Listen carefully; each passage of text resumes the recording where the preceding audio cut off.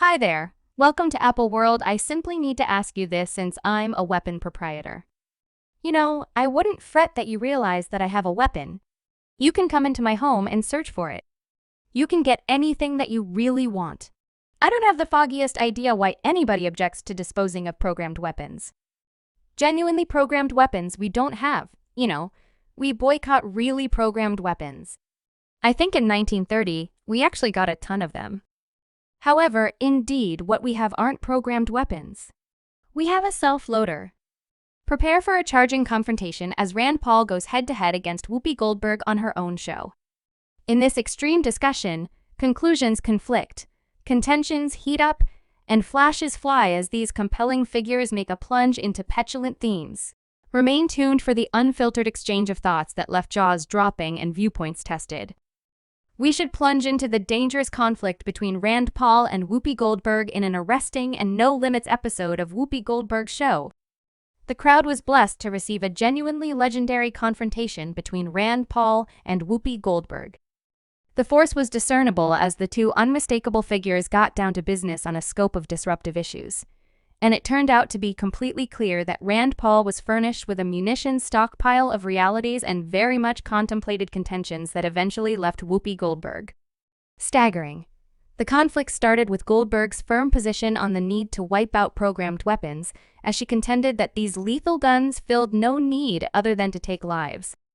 In any case, it was here that Rand Paul showed his profundity of knowledge and his capacity to remain cool under tension.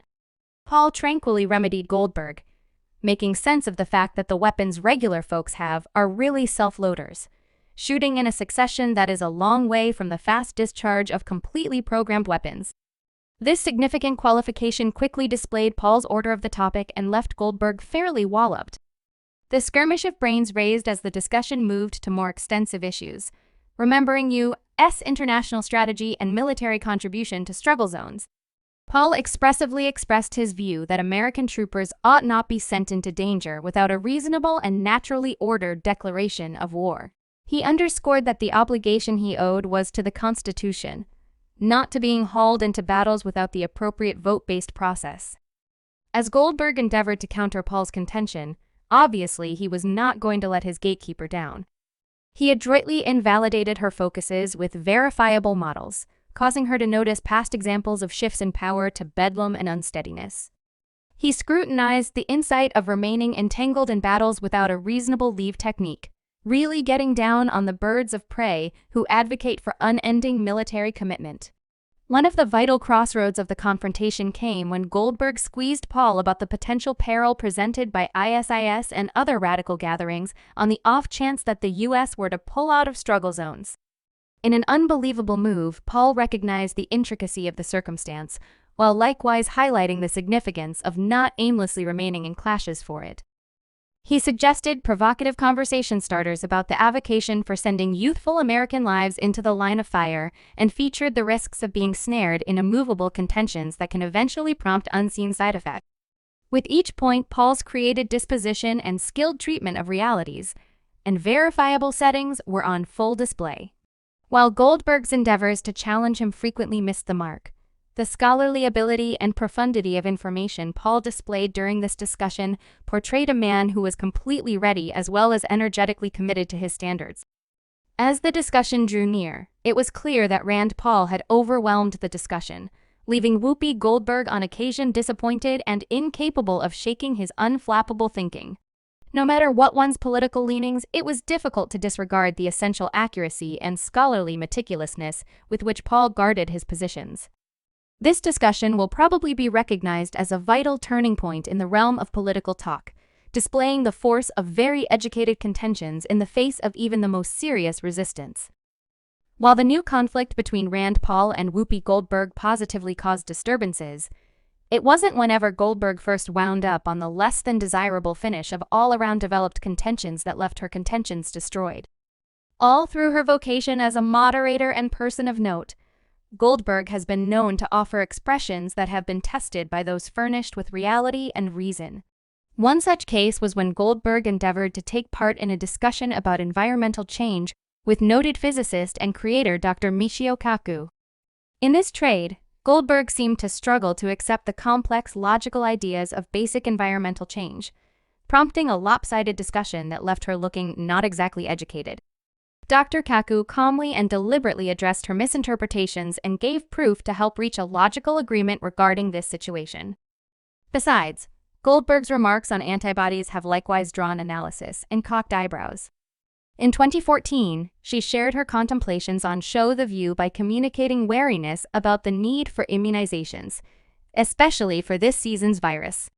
This drew quick pushback from clinical experts and specialists who highlighted the significance of immunizations in forestalling the spread of irresistible illnesses. Goldberg's authentic comments have additionally sparked mixed debate. During a conversation about the Holocaust on her show, she offered a perplexing remark, suggesting that the Jews had been gathering together individuals in light of a distortion of a specialist's point. This inhumane statement created a commotion and incited further explanations. Another case that caused a stir was Goldberg's editorial on the Bill Cosby rape claims.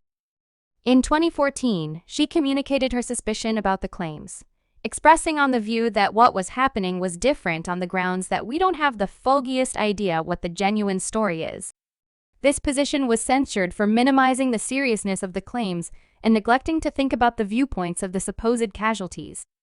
These cases, joined with the new discussion against Rand Paul, show that Goldberg's assertions have on occasion missed the mark on profundity of understanding and the basic examination anticipated from people of note. While she surely has a stage and the opportunity to offer her viewpoints, these minutes highlight the significance of being very educated and open to contemplated talk in the public field.